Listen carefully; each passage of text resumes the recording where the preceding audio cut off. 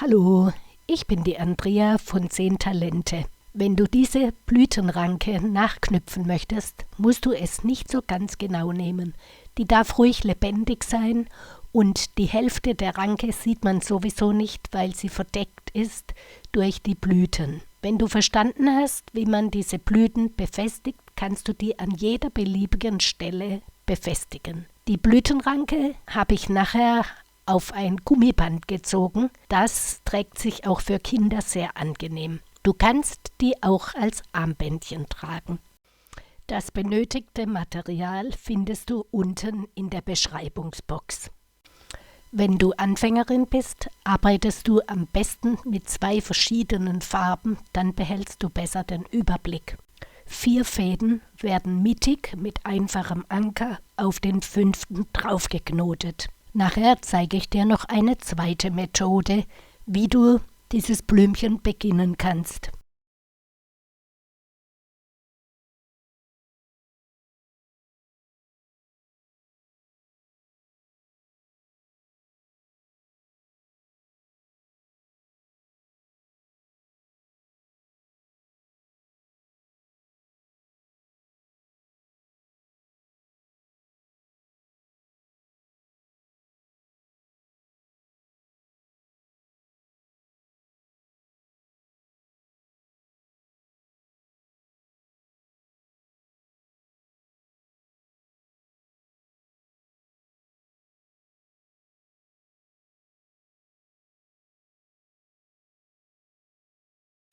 Diese erste Reihe wird jetzt mit einem Rückwärtsknoten zum Kreis geschlossen.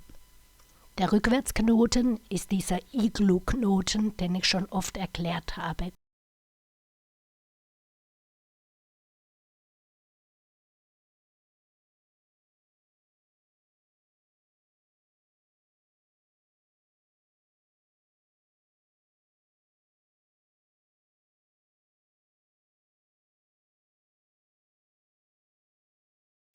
Jetzt zeige ich dir noch die zweite Methode, wie du so einen inneren Kreis machen kannst.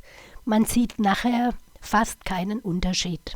Du legst einen Faden mittig und knotest die anderen 4 mit einfachem Anker drauf.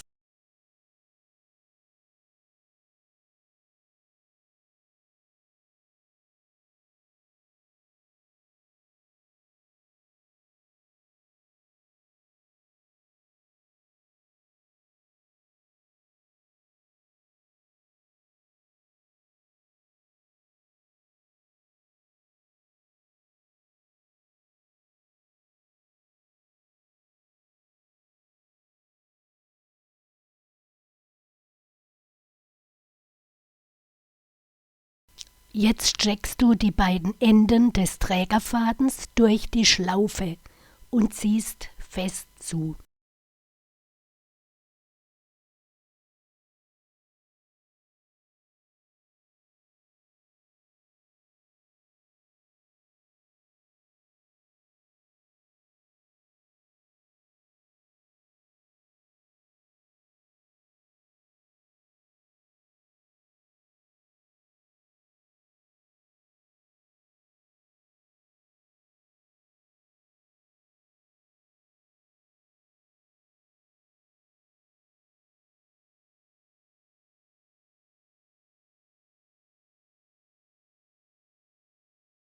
Einen neuen Faden zur Mitte falten und vertikal auf die beiden eng beisammenstehenden Fäden draufknoten. Der neue Faden wird unter die von oben kommenden Fäden gelegt.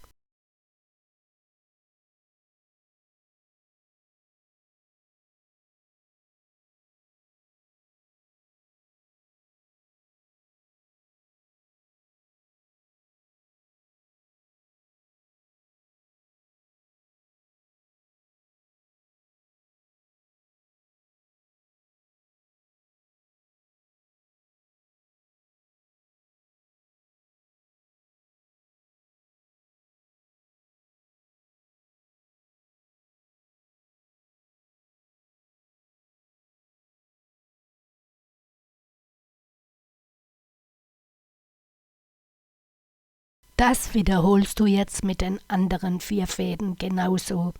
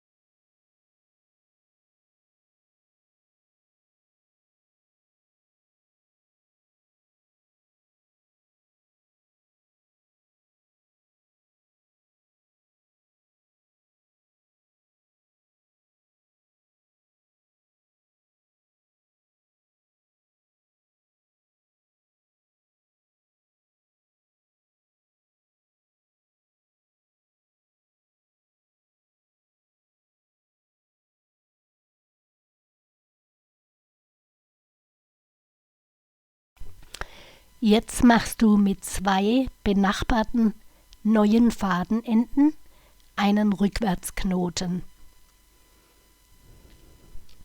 Du nimmst also immer 2 Fäden der Farbe 2 und jeweils einen der Farbe 1 zusammen. Mit denen knotest du jetzt weiter. Jetzt kommt der Rückwärtsknoten in die Mitte.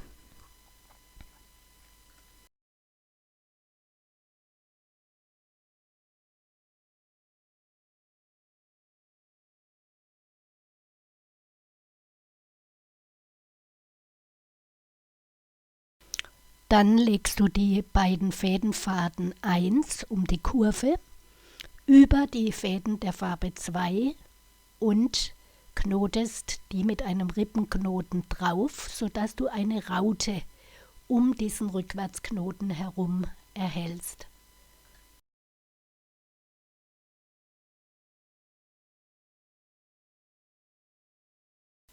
Jetzt schließt du diese Raute mit einem Rippenknoten rechts über links.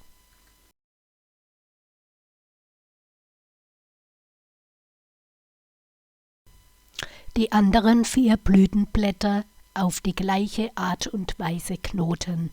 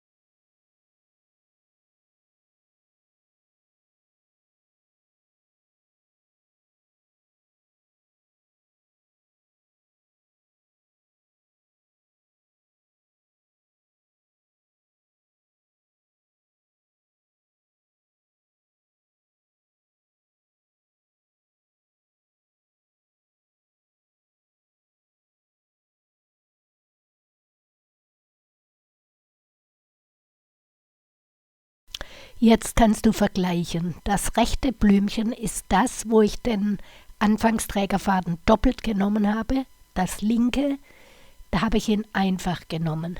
Man sieht wirklich kaum einen Unterschied. Jetzt schneidest du alle Restfäden ab und verschmorst sie. Du brauchst insgesamt 3 Blüten.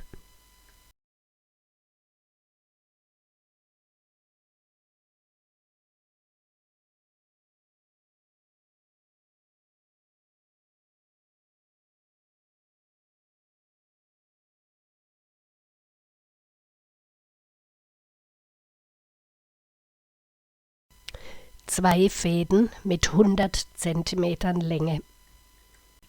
Mittig falten und festklemmen.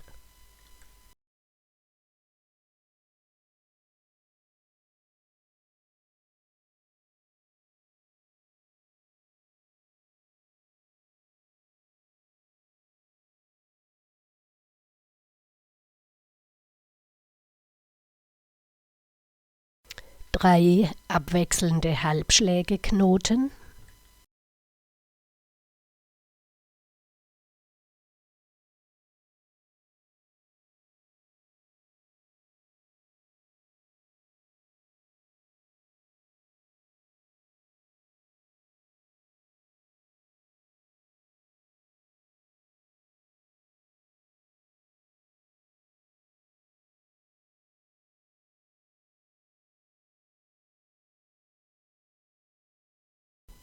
und einen doppelten Halbschlag nach links.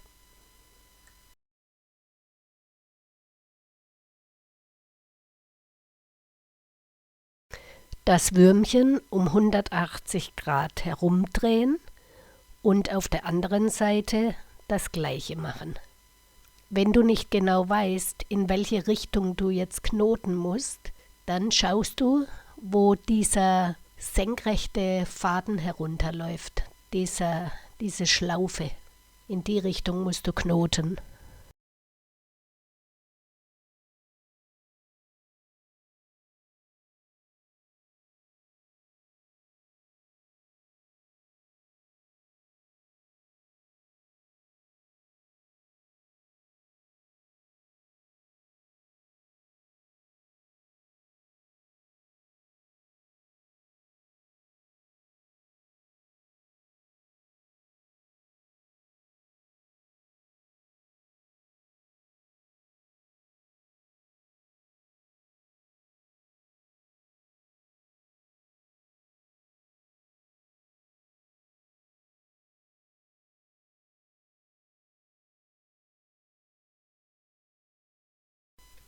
Das Würmchen mit einem Rippenknoten rechts über links zur Schlaufe schließen.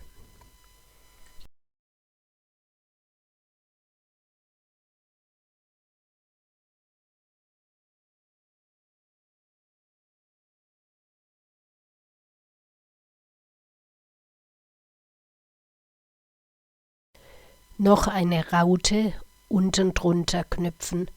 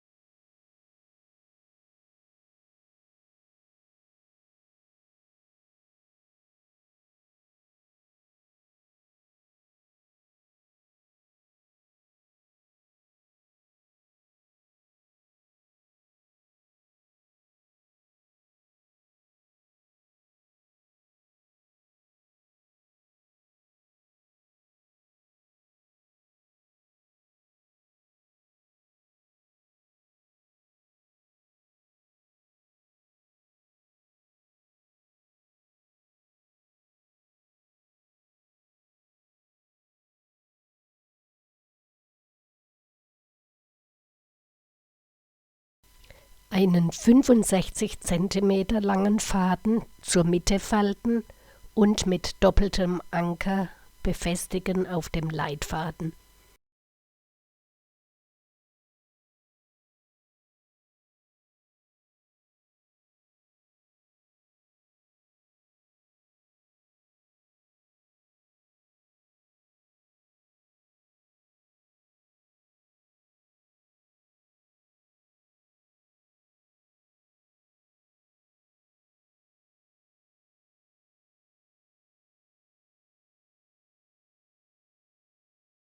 Ein Blättchen mit 4 Fäden knoten.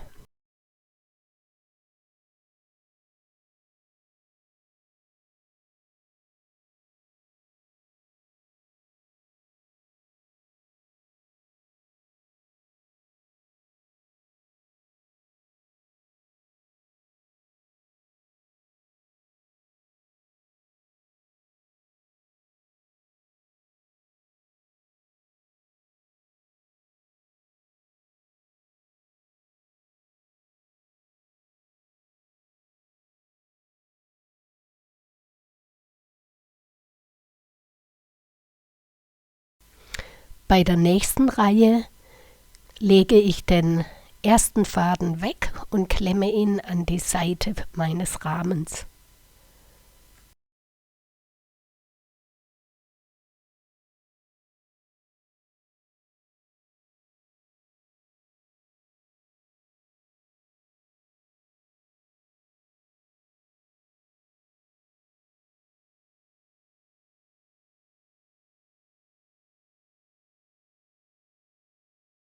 Jetzt hat meine Reihe noch 2 Knotfäden.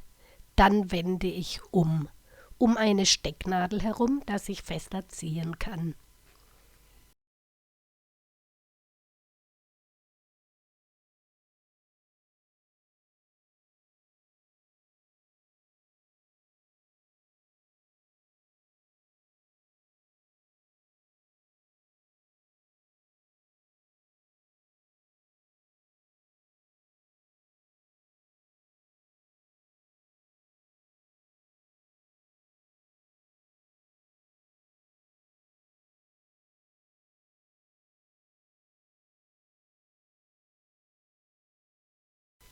Bei der letzten Blättchenreihe werden alle Knotfäden eingesammelt und zum Leitfaden dazugelegt.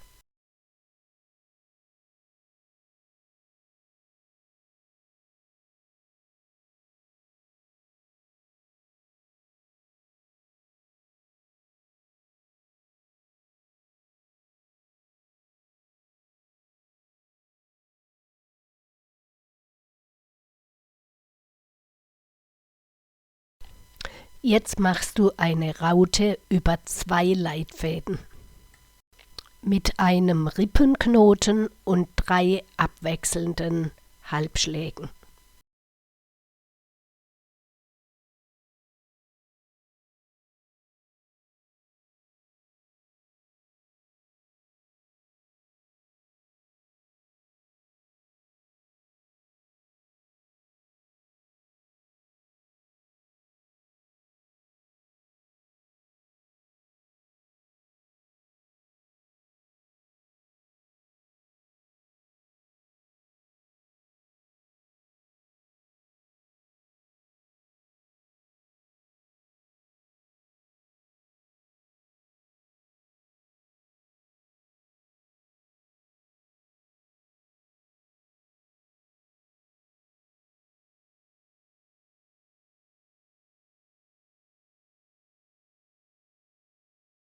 Jetzt befestige ich das erste Blümchen. Ich gehe mit meinem Knotfaden von der Rückseite her durch das Mittelloch der Blüte. Dann fädle ich eine Perle drauf.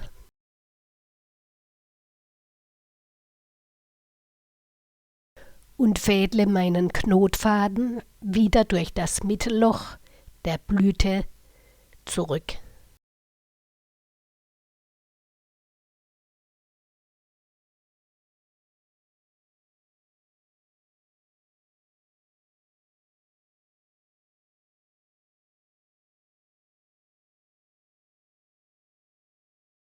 Jetzt wickle ich diesen Knotfaden einmal um meine beiden Leitfäden herum, wieder auf die Seite, wo er vorher war, und mache dann einen doppelten Halbschlag.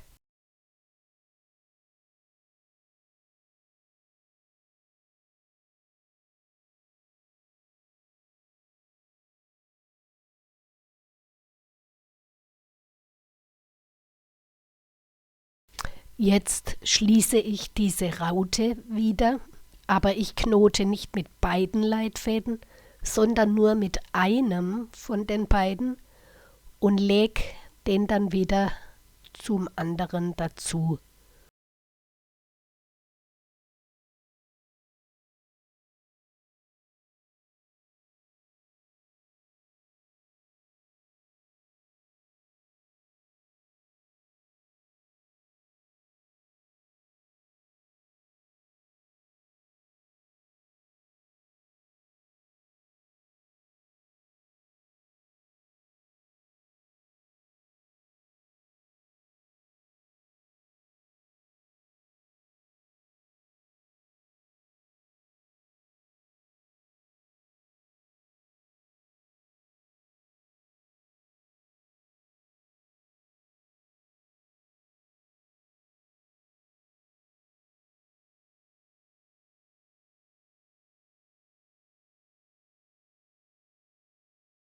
Jetzt möchte ich wieder ein Blättchen machen, und zwar auf die linke Seite. Deshalb muss ich alle meine Fäden auf die linke Seite bringen. Bei einem Fadenpaar kann ich wählen, welchen Faden ich nehme, und dann nehme ich immer den längeren. Zuerst macht also der Faden vom Fadenpaar einen Rippenknoten, dann der rechte Knotfaden von der Raute,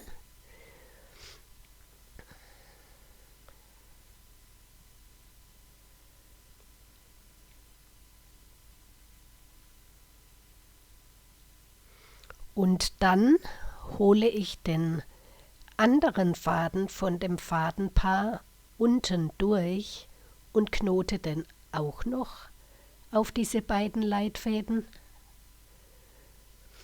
Und dann trenne ich diese beiden Leitfäden wieder und mein längerer Faden macht einen Rippenknoten um den letzten übrigen Leitfaden.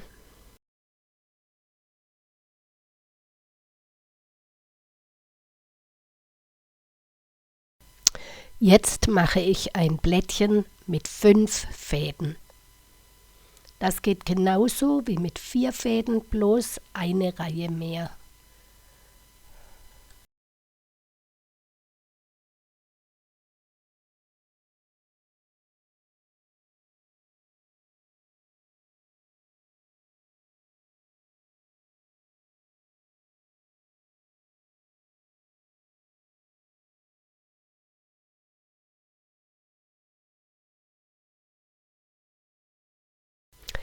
Den ersten Faden jeder weiteren Reihe lege ich weg. Ich klemme die mit einer Klemme an den seitlichen Rahmen.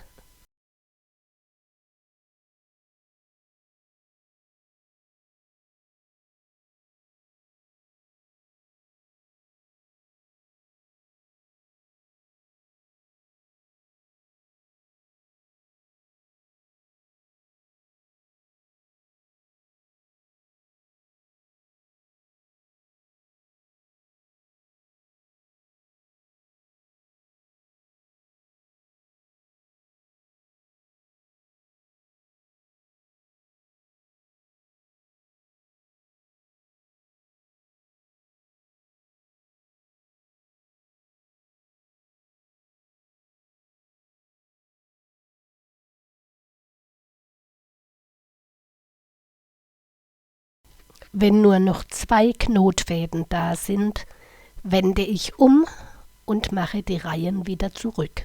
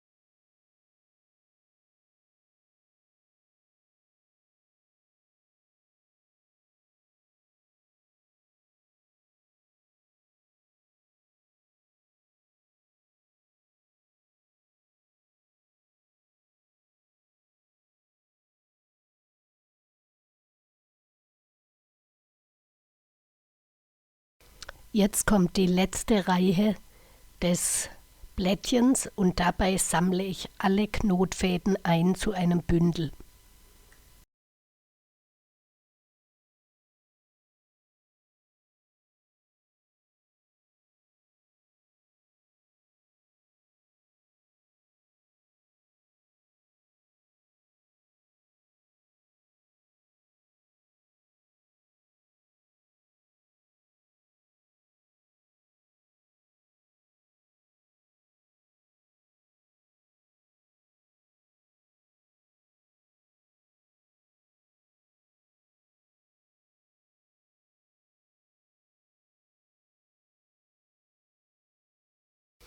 Wie knotet man ein ganzes Bündel an einen einzelnen Leitfaden hin?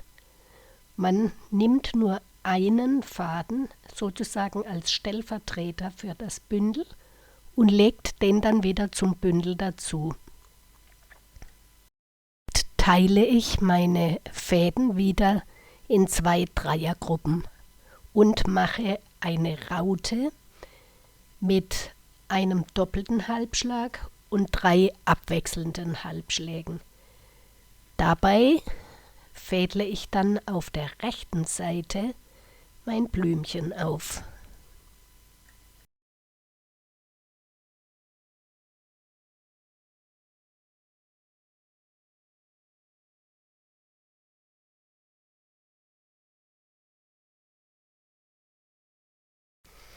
Auf der rechten Seite nehme ich den längsten als Knotfaden.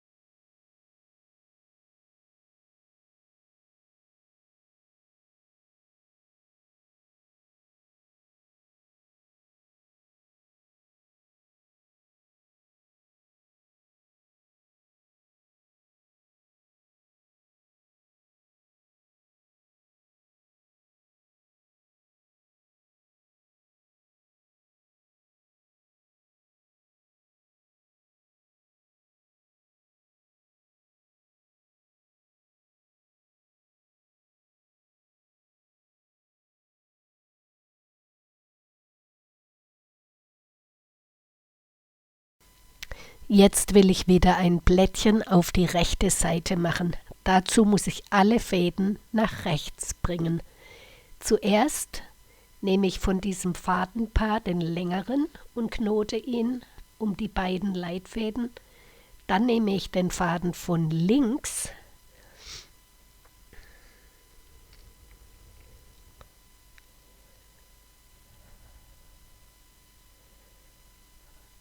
Dann kommt der kürzere Faden von meinem Knotfadenpaar. Die sollen alle schön in einer Reihe liegen mit dem gleichen Abstand. Das erreiche ich durch jeweils einen Knoten. Und ich vereinzle meine beiden Leitfäden. Und jetzt mache ich wieder ein Blättchen mit 5 Fäden. Den Leitfaden klemme ich zur Seite, dann wird mein Blättchen exakter.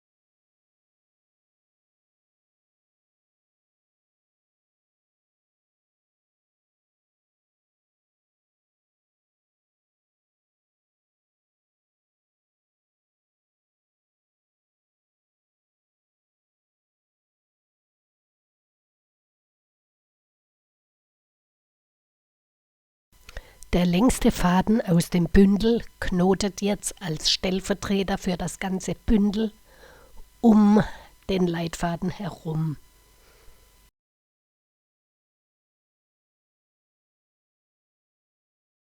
Jetzt teile ich meine Fäden wieder in 2 Dreiergruppen und mache meine Raute mit einem doppelten Halbschlag und 3 einzelnen abwechselnden Halbschlägen. Dabei knote ich auf die linke Seite mein Blümchen drauf.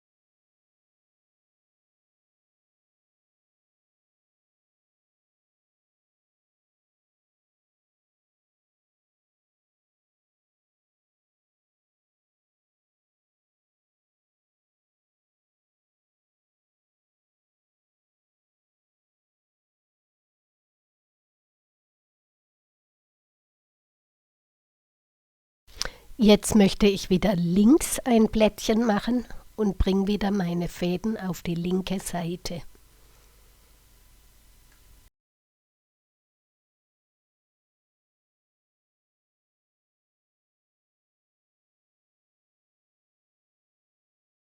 Den ganz kurzen hier lasse ich weg.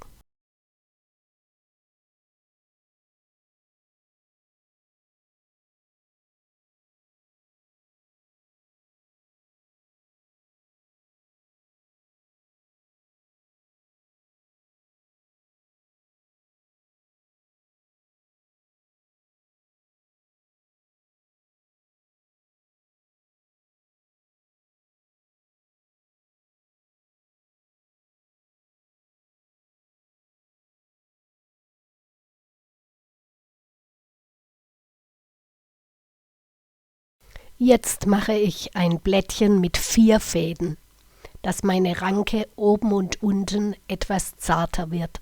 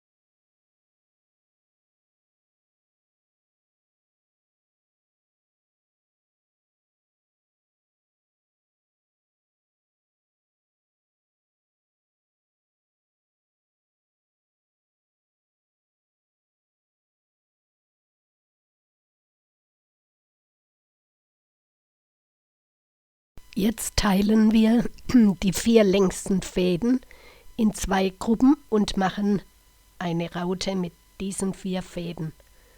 Die beiden kürzesten Fäden lassen wir weg.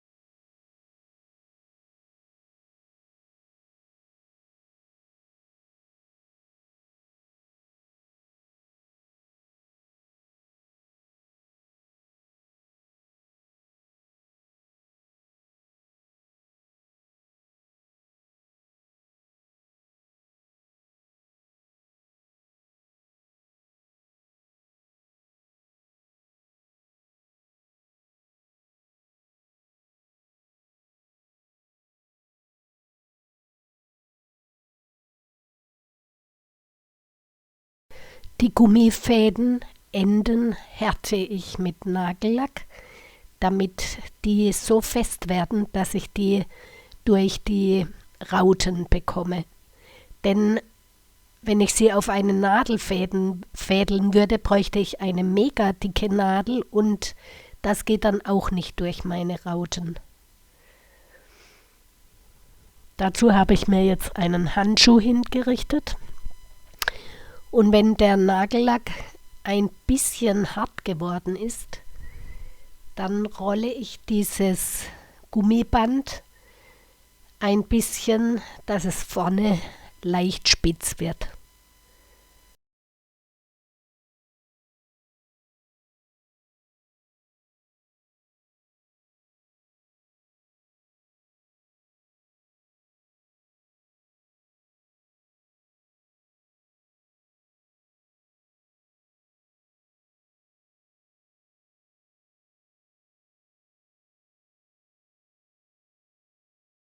Während der Nagellack aushärtet, gehe ich mit der Prickelnadel in alle Rauten und mache die Löcher auf, dass ich nachher auch durchkomme mit meinem Gummiband.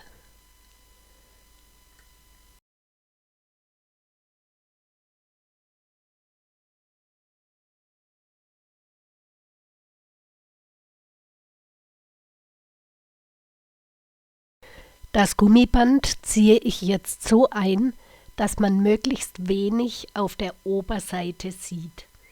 Also immer, wenn es auf die Oberseite kommt, ist das unter dem Blümchen. Unter jedem Blümchen sind ja 2 Rauten. Aus der ersten Raute steche ich nach oben und durch die zweite Raute wieder nach unten.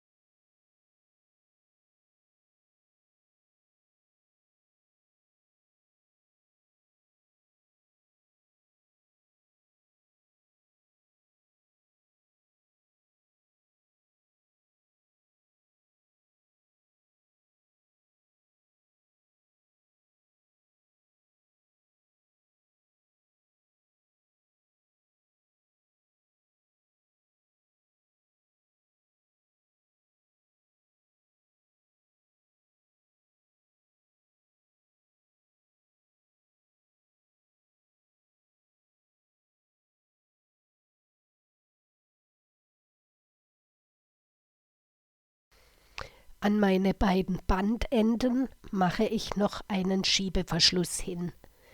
Dann kann ich das Gummi ganz leicht Längen verstellen und es trägt sich sehr bequem. Danke fürs Zuschauen und tschüss bis zum nächsten Projekt.